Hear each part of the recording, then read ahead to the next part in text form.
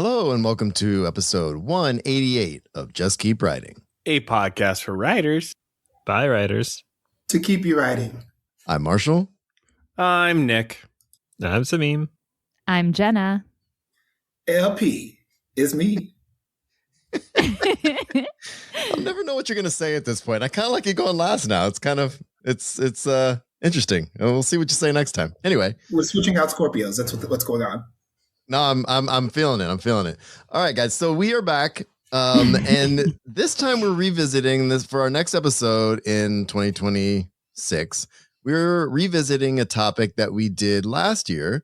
And we were talking about our own personal canon. Everybody went around, talked about the things that influenced them to get them writing in the first place and that kind of thing. Everybody has had a turn. But since then, we've had a newcomer. Jenna has joined the show. You're here. And we thought, since we're recording on her birthday, everybody say happy birthday to Jenna. Happy birthday. Yay. Happy birthday to Jenna. Happy birthday. Ooh, There we go. There we go. We thought that we would put Jenna in the hot seat tonight to talk about her personal canon and let the rest of us kind of vibe off of that. See what I did there? Vibe off of that and throw some stuff in. It's going to be a vibey vibe. Yeah, it's going to be a vibey vibe. We did it. I know. That was Look, off if you mic can stuff, define what that phrase means for us no, put that in Discord, let us know. It'd be aesthetically pleasing. This podcast has aura. Just be Oh, dude. We are killing it. Anyway, so whatever we're just talking about aside, we're going to get back into this. And what I thought I would do, since all of us here have done this already, again, if there's something on your list, something that you didn't mention before that maybe wasn't a book, because we focus a lot on books the first time around, or something currently you want to throw out that is really informing your writing, we'll keep it loose since there's a bunch of us here and focus on Jenna and go from there. I'm excited. I really am. And you have a list, right? I do have a list. Yes. Good. I was not thinking only books when I composed it, so maybe it'll go well with what other people want to bring to the table. I think it's going to be swell. I'm very excited. Okay, good, because I've got some surprises for you probably. Oh, good, because I don't see your list on here, which is very good. Oh, was I supposed to send it to you? I'm glad I don't see it. I'm very glad I don't see your list. Okay. So the first question really is take the first thing on your list. Mm-hmm. Okay. And with this work, why were you drawn to this work in the first place? And why is it on your list? Okay. So I went semi-chronological here. When I was thinking about the things that inspired my practice of storytelling, kind of generally, I started with music that my dad used to listen to a lot. And this includes particularly two songs that I can focus on, which is Joy to the World by Three Dog Night and You and I by Yes. Let me explain. Oh, please explain. People not benefiting from the video feed saw some confused faces in the chat here. So. All right. Does everybody know Joy to the World, the Three Dog Night song? You do. If you don't think you know it, you do know it. It's the one that's like, Jeremiah was a bullfrog, was a good friend of mine. Okay, well, growing up, my dad used to tell his bedtime stories that I thought he was just making up about his good friend, Jeremiah. He would be like, I went down to the creek one day. I was going fishing. I was hanging out by the water, and all of a sudden this frog leaped out. And I was like, hey, frog, what's up? And he's like, yeah, my name's Jeremiah. Can I have some wine? And I always thought the wine was a very weird detail for like what a frog would want. I didn't exactly know what wine was as a child getting bedtime stories, but I knew that it was not something I could have. So, but I like every night there was a new thing that Dad and Jeremiah the bullfrog would, talk to each other about or do. They'd go on adventures. And then at some point I recognized, oh, that's a song that I hear on the radio. That is really cute, actually. So this is a storytelling antecedent for me, I think, because I liked what my dad did with it better. Oh, okay. You know, you get this. The song doesn't really make much sense. There's Jeremiah. He was a bullfrog. He was a good friend of the singer. He wants some wine, and then they just sing "Joy to the World."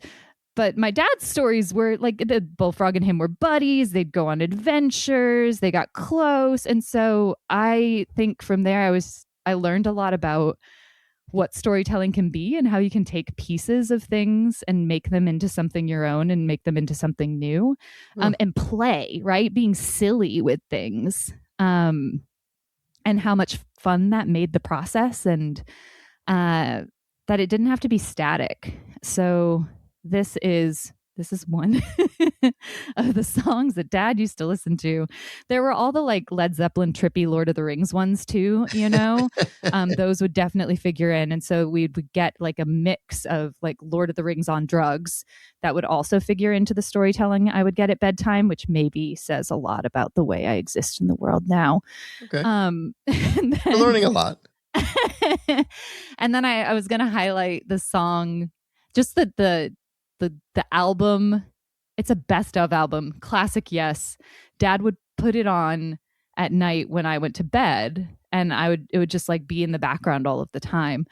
And there was a particular song that I thought the melody was really haunting for, and has just stuck with me. And if you've ever listened to Yes, the lyrics are very poetic and also nonsense. Right. It's beautiful nonsense. And I loved that people were putting beautiful nonsense into the world. And I hope I do that too. I think there's something to be said. The music thing is interesting. I did not think we'd be talking about music, even though we all got together and started singing. I know, I'm very excited. OP put Lucy in the Sky with Diamonds in the chat. Yeah, I love that song. That song makes no sense. Yeah, and I love poetic, beautiful nonsense. Totally. Wow, that was not where I thought this would go. Any other childhood music that inspired our writing? I don't know why I thought this. I don't know if she's alone or not. I didn't like dip into Sun Ra until like I was in college the second time, but like there were a lot of, especially like in the 90s with R&B, there were a lot of like really kind of Afrofuturistic elements of some things and stuff. So like while maybe the song itself might not have been as, like I think about Babyface's Whip Appeal, which is essentially about communicating with your partner without speaking. I think about Next Lifetime, which is essentially, you know, a reincarnation romance, which is weird to think about because I'm writing a reincarnation romance. But also like the videos for No Scrubs and almost everything Outkast did. But like also playing with this version of like the future that reaches back to the 70s. Like a lot of like the Parliament stuff, but like bringing the Parliament stuff into the 90s, but like past the 90s. Go ahead, Nick. I get something after you. Go ahead. So maybe not so much canon as like music influenced my writing back when I was a child, but I use a band. I guess they're a band. Anyways, a group called Magic Sword. And all they do is like EDM fantasy sci-fi music. And it's really pleasant to write to, especially if you're like, I have a battle scene. They have like 8 songs for that where it's just super hyped music to write to.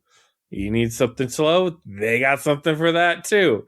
So I'll throw on like music like that where like in the moments of writing, if there's a certain like tone or headspace I know I need to be in, let's play some battle music and let's go. Oh, I like that. Sameem? We can go first. Oh, no, I was just going to second kind of what LP was saying about Outkast and hip hop and like the stories that were being told. And that I just remember when I was younger, this was very, pre-internet, whereas sometime when I was in between, cassettes and CDs, I really was obsessed with lyrics, like trying to figure out what was being said. Unless they put it in the, actual, liner notes or whatever you want to say, like there was no way to just look up lyrics. Like I got lyrics wrong all the time, but part of it was just trying to figure out what story they were trying to tell. And one of my favorite rap groups was Bone Thugs and Harmony, and trying to figure out what the hell they were saying. I love those guys, but holy crap, I would rewind Busy Bone verses sometimes and be like, I don't think he's actually saying anything. And like, but I really want to know what the fool was saying. You know what I mean? But it was like, it was storytelling in such a cool way that it just fascinated me. I loved, and they went on this collaboration with like Mariah Carey and all these Tiffany and bringing back bringing back these songs that like there was just something comforting about that whenever I was writing or playing video games or whatever like that. I love that stuff. So I'm with you. I'm so glad we're talking about music. So sorry, Sameem, I was gonna let you go. No, that's all right. I kept going. No, I mean, I think I was just gonna say I think a lot of my earliest writing outside of like school and whatnot was songs and writing song lyrics. And I think less so about the story of a song. I think when I think back, it was less trying to understand what the whole song was trying to say, but more fixating on like a couple of lines that just like were really clever or sounded really good. Or like I liked the way the words went together. And I think that's what I focused a lot of my early writing on, was like a clever line. And then I never really figured out how to put a whole song around those lines. And I still struggle with that around story too, where I'm like, oh, I've got this great like couple of lines of dialogue or like moment in a scene. And I'm like, oh crap, I have to write the whole book around this now. So not much has changed. I think that's why I kind of fell in love with poetry in my early 20s when I was in college. Because it was like I was so in love with music. I wasn't writing a lot of fiction, but I was listening to a ton of music, and I was just experimenting with words on the page. And like poetry was kind of that way of, I mean, my poetry was awful, but it was just really kind of fun to like be the guy, I went to the cafe and wrote poetry, but it was just like, I was in a poetry class, and that's where I met some of my best friends to this day, in this weird poetry class. But it's like, we were all there from a different reason and writing different stuff, but like, we were all just trying to get words on the page in some way, and kind of that gateway. And what we always were talking about was music. So yeah. I think like to put the poetry together with what Nick was talking about with like music feeling fantasy too, like that's why Yes stuck in my head so much. I was going to sleep to it as a kid, and it just, I guess, melded with dreams and fantasy scapes for me. And like the end of "And You and I" is like, "And you and I climb, crossing the shapes of the morning. And you and I reach over the sun for the river. And you and I climb clearer towards the movement. And you and I called over valleys of endless seas."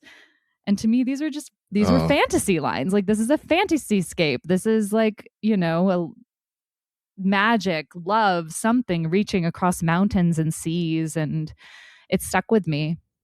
Oh, I love it. All right. Ready for the next one? LP's got something. This makes me think about, this is actually where I started training with words.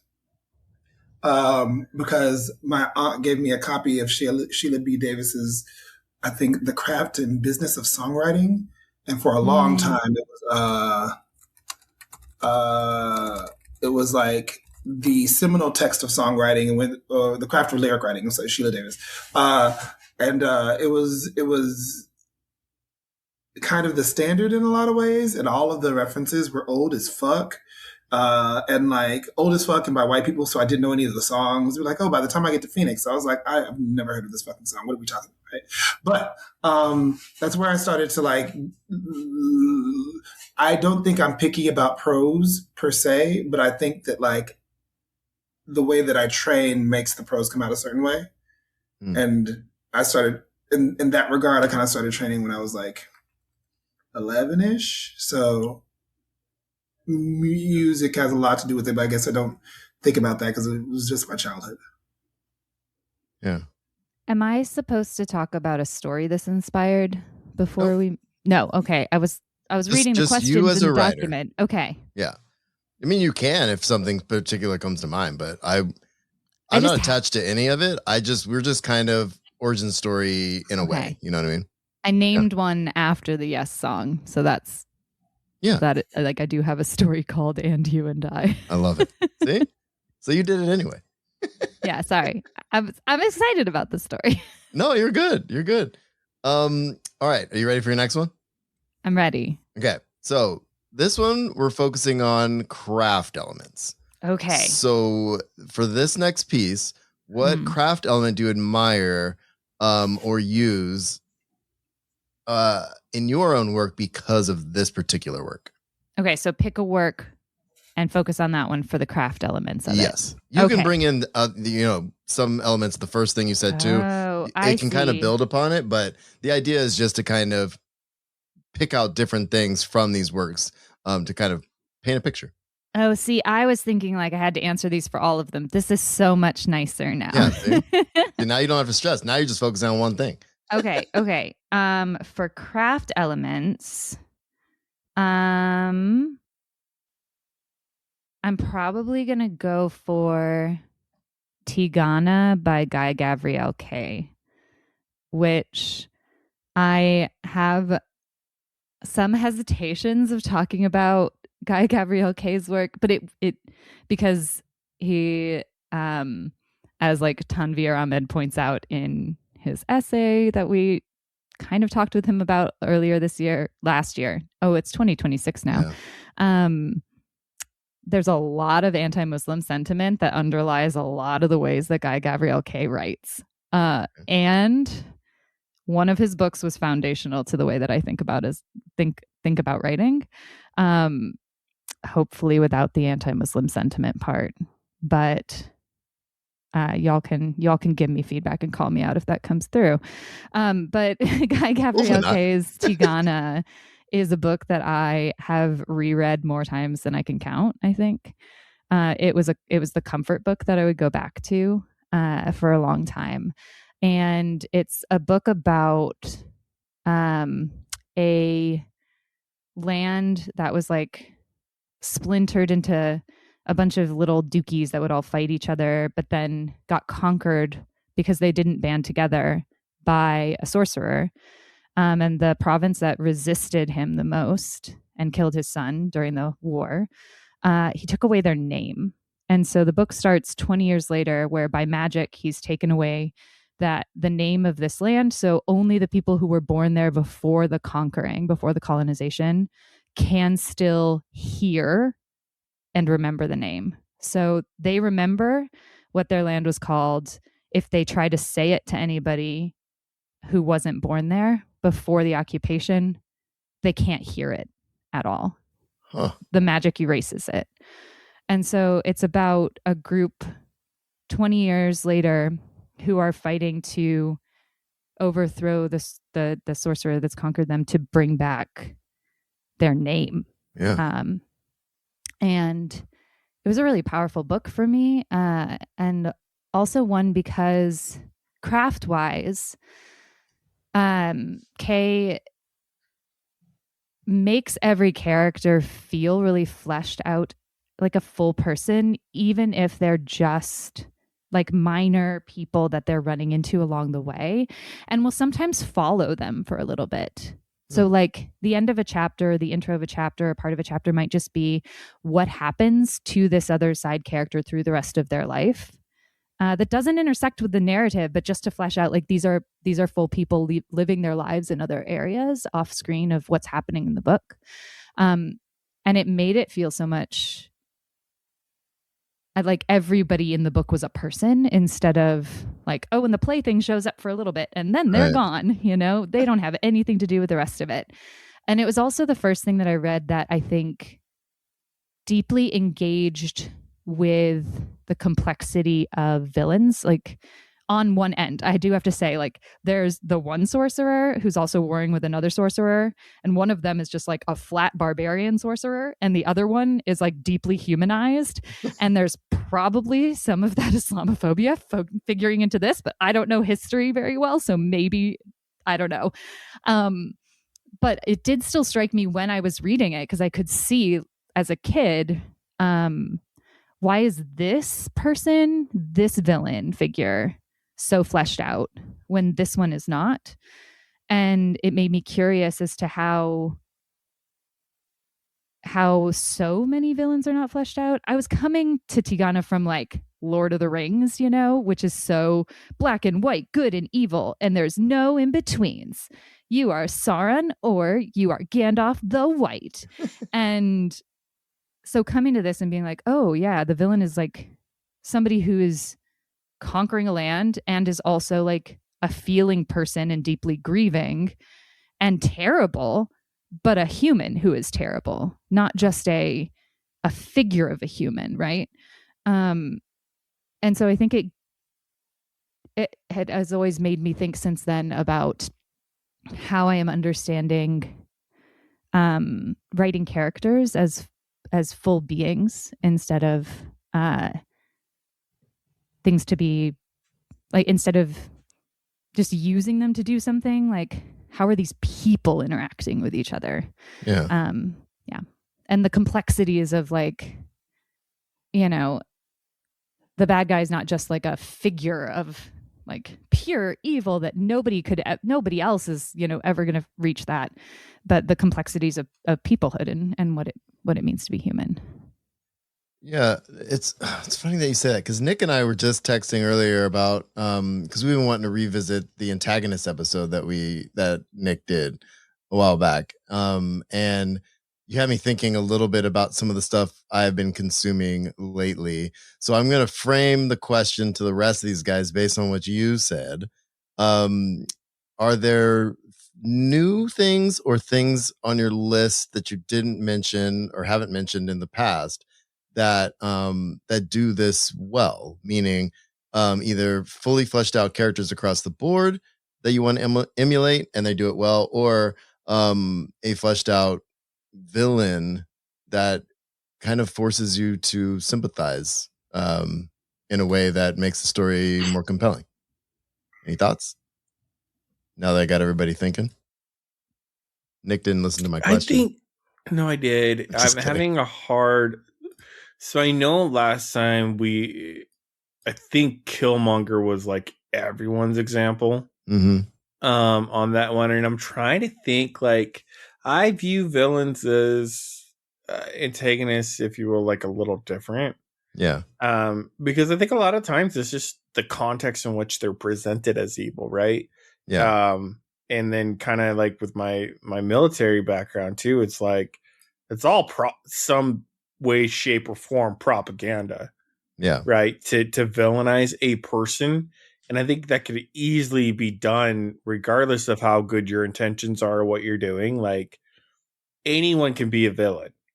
And I think that's what makes villains the most interesting, is in the context of the world and the story. So depending on what you have going on really would like determine how that villain is in the world building and setting. I hear you.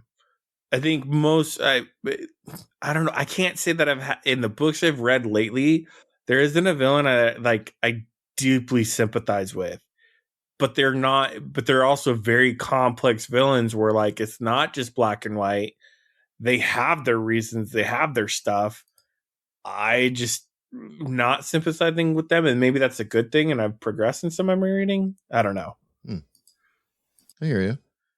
LP, we lost you a minute ago, but you were talking about your class made you think about land in a specific way. So I'm giving you back the floor since you have reconnected. It was fine up until I started talking. Yeah, I know.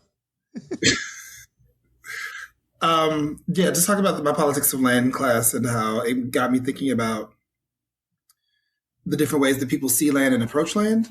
And so, like, thinking about how, according to indigenous people in the Americas, you know, essentially the way that things went down, besides, you know, the superior technology of not bathing, like, they were making an agreement about things that they didn't. It was incompatibility of world building. You know, if one group doesn't believe that people can own land, then selling them something that they can't own, like, yeah, sure, you're just giving me money. That works great. Meanwhile, another group of people is like, well, this is land that can be owned, and like, watch this. It's like, oh, or later on, well, if you work the land, it can be your land. But it displaces the people for whom that land has a spiritual significance, people for whom that land is family, people for whom that land is homeland. And so it's like, okay, extrapolating this into fantasy feels relatively easy. Thinking about this in context of like space, thinking about this in context of time travel has been super interesting. But, you know, that instructor was definitely the villain of my life for 16 weeks. So I like that you mentioned space, because we just finished it now, and I think I mentioned it on the show, but I've been obsessing over certain TV shows recently. And part of it is because that's what's been really driving I've been listening to audiobooks and stuff like on the weekends, but my wife and I, when we get into a show, like I look at it as writerly as I can, even though I'm really just trying to enjoy the story, but it's hard not to recognize good writing, right? So one of the things I really like about the show For All Mankind, which I think I've mentioned to you guys either off mic or on mic, what I love about it is exactly what Nick was just saying and what Jenna was saying is this idea of, and what LP was saying with the land thing, because what happens when you get to the Mars or the moon? Is it who's there first? How do we split this up? Like, how does that work?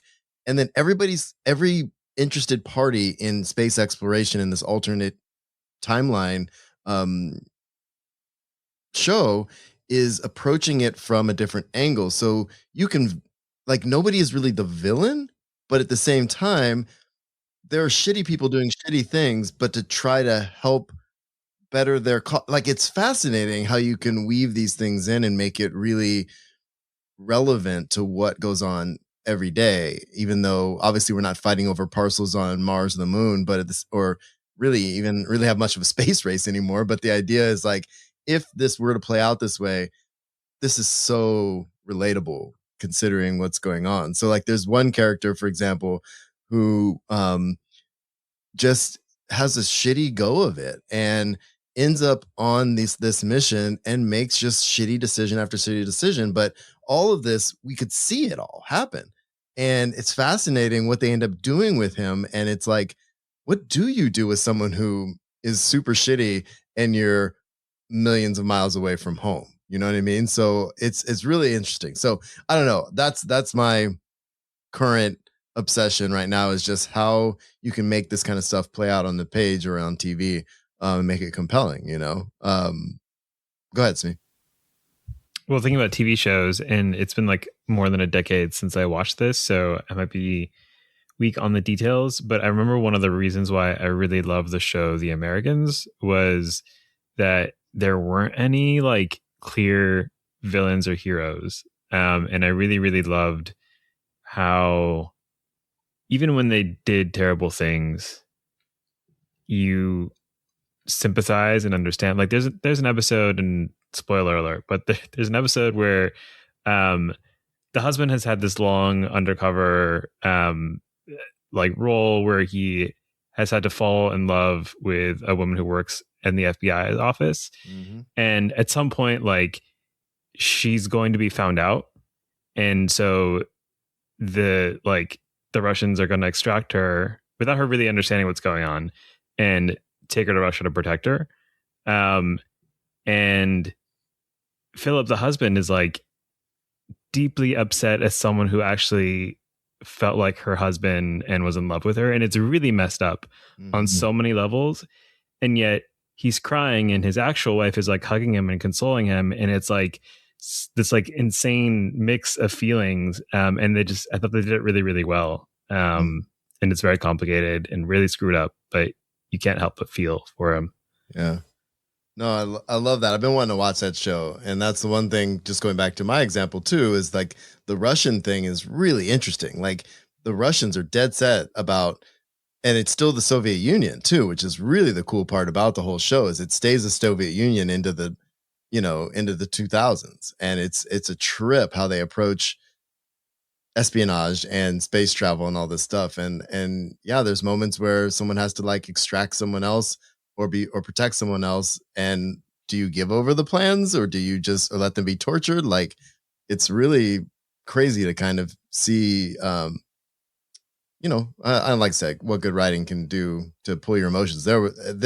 Seriously, the end of the second and third season, my wife and I are just looking at each other, just bawling. It was awful, but really good. I mean, in a good way. But anyway, enough about that. Anybody else got anything for this round? All right, round 3. Okay. Is there something, Jenna, on you have 2 more options here. Okay. Is there something about the particular author of your next work that keeps informing your work in some way? Okay. Well, that narrowed the options to 1, which is useful. And it does fit the question very well. So the work on my list is Wizard of the Crow by Ngugi wa Thiong'o, which, if y'all haven't read, I highly suggest it. He's a do you all know who Ngugi wa Thiong'o is? Kenyan Mau Mau rebellion activist who was thrown in prison for his playwriting activism, among other activist works, but like ended up being living in exile from Kenya because of all of the like violence he faced because of his artistic work, in large part, critiquing the state, the colonial state, and then later the ways that the state would continue to support neocolonial stuff. But he wrote his first novel in prison on toilet paper. I believe it was his first novel. You can double check me on that. What the heck? At least one of them. I believe that was Devil on the Cross. And Wizard of the Crow is a more recent work of his from 2005-ish, I think. And I read it after I got back from being a Peace Corps volunteer in Tanzania and was dealing with thinking through neocolonialism and what that looked like in Tanzania. And then Wizard of the Crow is just such a phenomenal magical realist satire of neocolonial involvement in it's just a fictional African country, and then the way that certain wealthy men basically are able to participate in that kind of neocolonial structure and hoard a bunch of resources that the people don't have access to. And it just took so many of the absurdities of neocolonial bureaucracies basically, and it was clever and funny, and also a powerful book on resistance, and hilariously done. So yeah, I don't know how to describe it. It's a door stopper. It's hefty, and I love a good door stopper. So but yeah, it's constantly informed my work since then, because it was probably one of the first books I really internalized the political dynamics of, and saw oh shit, I've seen this, how this happens in real life, and the way that surrealism can capture it even better. There's one scene in it where there's people are lining up in a queue, and then nobody knows what the queue is for, but everybody's there's a queue, so we should queue. And then they're and to send a message down the queue, a motorcycle, had to go 2 days. And at the end of it, nobody knows what they're in line for. They're just all standing in line because they think if the line is this long, then it must be something worth standing in line for. Right. And I'm oh my God, I've seen these sorts of absurdities that he plays with are just really, really brilliantly done, and brilliant critiques of neocolonial structures. So I think inspired a lot of the ways that I could see how fiction could speak back to colonial realities, and particularly the way that surrealism could speak back to colonial realities. Damn. Okay. What else we got, team? Authors we haven't mentioned before, some recent author you've fallen in love with that is informing your work right now? Doesn't have to be authors. It could also be, I don't know, screenwriters, whatever you got. Go ahead, Sameem. Wait, I need a second to remember. Okay. Names. Okay, sorry. The title of the book is Tender. It's a short story collection by Sofia Samatar. There's just like so much. It's hard to pinpoint down one specific story, but there's so many stories that are very fluid in how they move between realism and surrealism and fantasy and science fiction, as well as history of many different cultures. And I mean, I think a lot of it is a testament to how like brilliant the author is on so many different subject areas, and it just shines through in the work. And I think being able to use, I shouldn't say use, but like be in conversation with so many different topics across so many different cultures, and yet tell very specific stories is, I think, like a really powerful thing to be able to do, that I hope to keep striving to learn how to do in the future. Yeah. Love it. Gentlemen? I can always say something about Sofia Samatar. I haven't read Tinder yet, but it is in my stack of short story collections to read, next to my stack of novellas to read. So, but yeah, I've obviously I read The Practice of the Horizon and the Chain, and like I'm still thinking about that and thinking about quiet revolutions, thinking about fluid liberation and what it means to be radicalized. In the context of this novel, I'm thinking about what it means to be radicalized and like how that doesn't have to be a tectonic shift. That it's not like one day waking up and having something horrific happen to you. That is just waking up and just realizing, you know, if I am who I say I am, then like my actions have to align with that. I'm drawing a lot of different things for this thing I'm working on. And so like there's a little Sofia Samatar, but like there's also a little like I think Vilar Kaftan did a video essay about the way the Heated Rivalry works as like this cultural touchstone at the moment, where like it as a book is like men loving men fantasy written by women for women, but as a TV show it is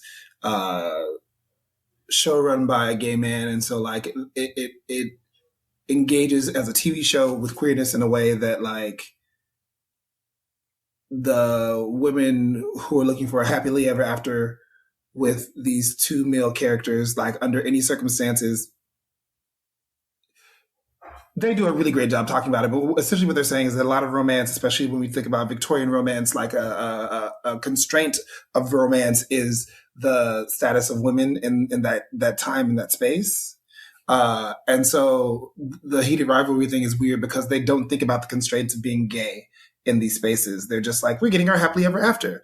And so apparently in the TV show, you get a little more of like the context of being queer in these spaces. And I was like, oh, that's cool. That's lovely. Consequently, I wrote the hottest sex scene the other day, which I'm really proud of because I don't usually write sex scenes. But it's I don't know. A lot of things have me thinking, but Sophia's definitely up there. And I don't know who to credit with Heated Rivalry because I'm like purposely hate not watching it. All right. I think that brings us to the last one, which I'm excited about. I might have some wild card questions I can throw out there, depending on where we go with this. But you have one more work, and I hope this works. I hope this works for you. I'm going to make it work. So what about this work? Okay, so what about your work wouldn't exist if you never consumed this one? Okay. So this one, y'all, what I have on my list is Star Trek IV: The Journey Home. Okay. Which is perhaps better known as the one with the whales. Whales, right? Yeah, okay. Yeah. Yes. Yeah. So this is the original series Star Trek movie, which I don't do the original series too cheesy for me. But the movies, like I grew up with the original Star Trek movies, especially the even numbered ones, let's be honest. Okay. So Star Trek 4, basically they're going back to Earth, but before they can get there, they're in trouble. You know, they did some shit, but before they can get there, there's this probe that is orbiting around Earth and is making it nothing can communicate with it, and it's just making it rain and rain and rain, surrounded the entirety of Earth with like storms, and it's gonna crash all of the, like, basically everything is fucked up on Earth right now. And they're like, run, stay away from Earth. We can't do anything to stop this probe. We can't communicate with it. It's screwed up all of our systems and everybody's going to die. And the Star Trek crew figures out that the probe is trying to talk to a long extinct species, humpback whales. Uh-huh. And so, of course, they must travel back in time and get some whales and bring them to the future. But the reason that this sticks with me, I think, so much, I mean, it's fun, right? Seeing them like from the future in 1980s San Francisco is fun. But it's that the language of the probe and the language of the whales is untranslatable in the movie. And this one was directed by, I found this out later, not as a child, but this one was directed by Leonard Nimoy. Yeah. And at some point they were trying to tell him, like, you need to put subtitles on the whale talk. And he's like, fuck no, that would ruin the entire point of this film. And I love the engagement with and the need to engage with and understand even when you can't understand, like, other beings, right? The how do you engage with and respect and value other living things when you can't understand them at all. And there is no need to necessarily translate what they're saying. That's not the point. The point is just valuing existence, I guess, and valuing that they have a right, like, as Glissant would say, they have a right to opacity of not being translatable into, like, Western ways of thinking, into the normative ways of thinking, that some things just need to exist and be given that space. So I think what comes into play in my work a lot now, in part, I would think because of Star Trek 4 and, like, things coming out of that, is just a lot of recognizing the, how do I put it, agency, being, aliveness, intelligence of things like planets and water and rocks, and thinking of these things. Now I would put it in more like language coming out of, like, indigenous theorists and writers thinking about these things as kin, and that the task is not necessarily to be able to translate that into a language that I can understand, but just to, like, figure out how to be in relation better with things that are not translatable to me. They don't have to be. What does it look like to be in good relation with planets, with water, with animals, with stars? So these are things that I think about in my work, I hope. Oh, I love that. I love your list. I like the way you talk about your list. All right, gents, throwing it back at you. Think of either something that didn't make your original list, that your work wouldn't exist for, you know, your work wouldn't be what it is without having consumed this thing, or something you have consumed in the last years or whatever that has turned a corner for you as far as what you're creating now? Sameem.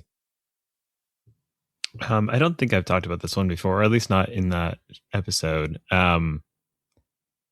There's a book that I read a couple of years ago called The Darker Nations. This is like a nonfiction book. And it's about the Third World Project, which I think it was completely new for me to understand that didn't originate as a derogatory term, but rather a different axis of, I don't want to say power, but voice in the world. And was over several decades strategically dismantled, but predominantly the United States and the CIA. And it was a lot of things that I knew vaguely with a lot of hand waviness. But I think spurred me to want to learn more specifics and more of the stories, and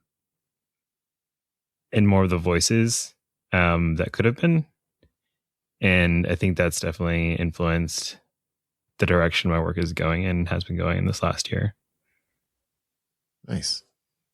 Nick or OP? I have an example, but mine's a little lighter, maybe cheesier. Go for it. Cheesy. Bring on the cheesy. No, and lighter in the way of like it makes sense for, like, I love that you started with Star Trek 4. Because it had me thinking, and this goes back to the question which I didn't answer the last one either.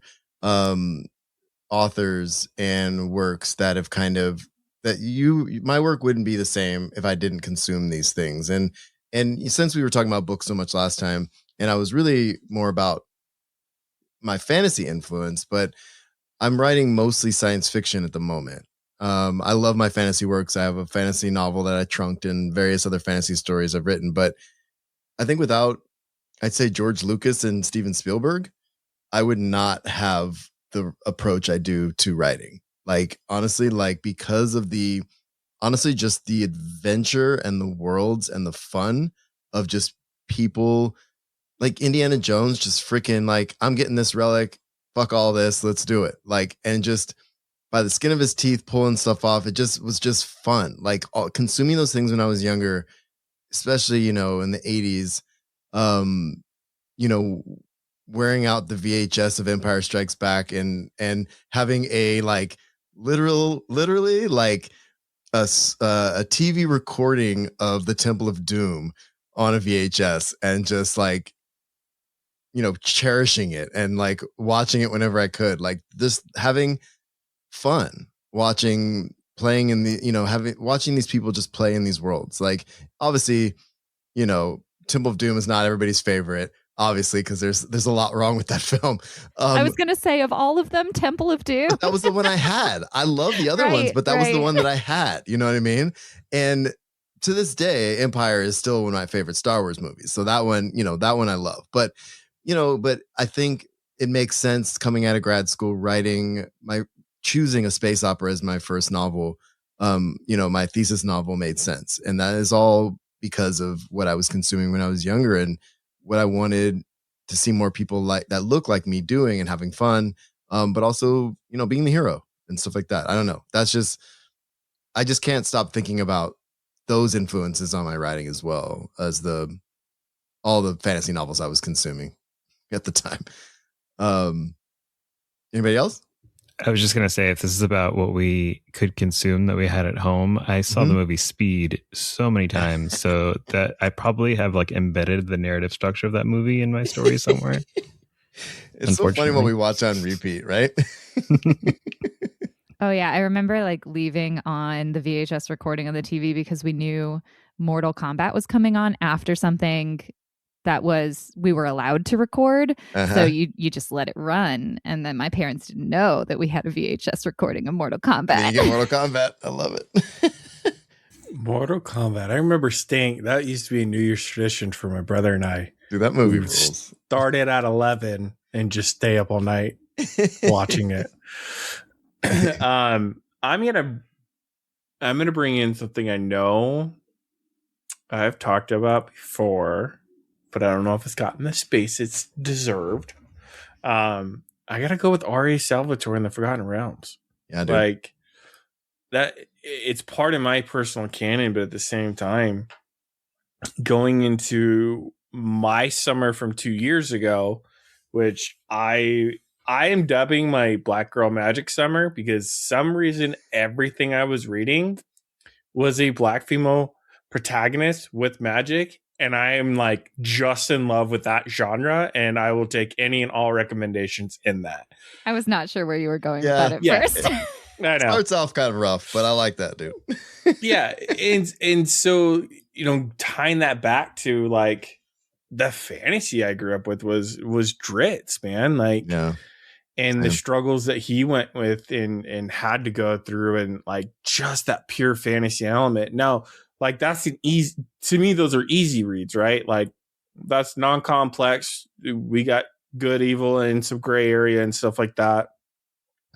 But I just think that the Forgotten Realms series like is just done so well because of the authors that they bring in for those series and those books will always kind of be a staple of that. And to be honest, it's one of the first series that had a Black character as the lead in a fantasy setting. It also helps too, I think, because that was part of my canon too. I think it helps that you can actually turn around and play in those worlds too.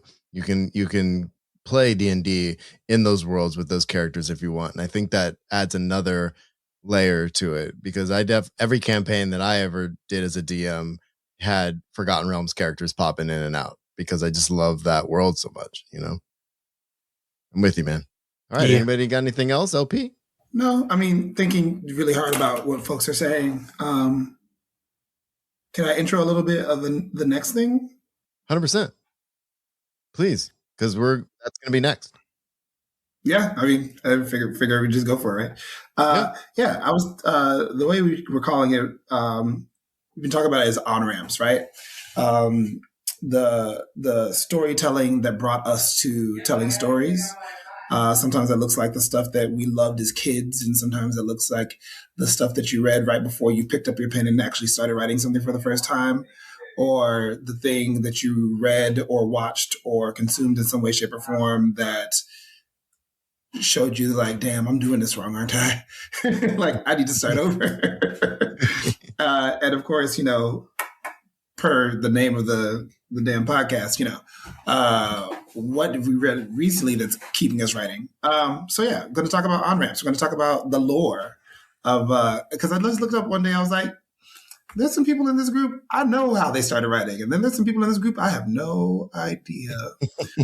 I could ask them, but like, this would make a good podcast episode. Yeah. A little sizzle for next time. All right. Jenna, I'm going to throw it back to you for one more question. Okay. And I guess my question is, on your birthday. Oh, yes. And I'm going to keep this, you know, easy. As you turn the chronological clock one more year, what is going to keep you writing into this year? Oh, okay. Now that you've talked about all this other stuff. Well, one thing I can say is that I am grateful to have found myself at the stage of having writer friends where they will send me their drafts of things as they are, you know, getting ready to send them to like potential agents or the agent that they have or things like that. And so I found myself recently trying to get lost in a book and struggling with books on my shelves and then being like, but wait, I have an R.J. Taylor novella waiting for me in my email. And then like, we'll read that and be like, that is what I like, get lost, right? In my friend's writing.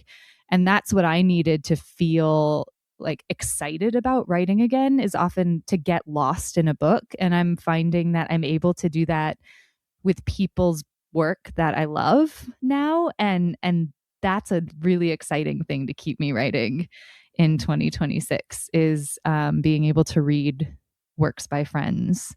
I love that. Yeah, this year, I think I mentioned on the last episode, yes, that I finished my academic book manuscript at the very, very end of 2025. And so I'm really excited to just focus on fiction, just focus on speculative fiction this year, and not have my attention split like a bunch of different ways, but be able to really get back into fiction. Because last year, in all of 2025, I wrote one story. And this year, I've already written 1.5. Yes. So I love it. We're already ahead. Oh, that's amazing. Well, thank you for sharing your personal canon with us. And of course, happy birthday. Thank you. You guys are awesome. All right, I'm going to stop this real quick because I'm getting all... And this has been Just Keep Writing, a podcast for writers, by writers, to keep you writing. You can find us at justkeepwriting.org. Follow us on Facebook, Twitter, Instagram, and YouTube. Feel free to reach out to any of us on our social medias, and please jump in our Just Keep Writing Discord channel. Links to all of that is in the show notes. Lastly, please support our show by going to patreon.com/justkeepwriting. We offer daily writing prompts, early access to podcast episodes, and much more. Thanks for listening, and just keep writing.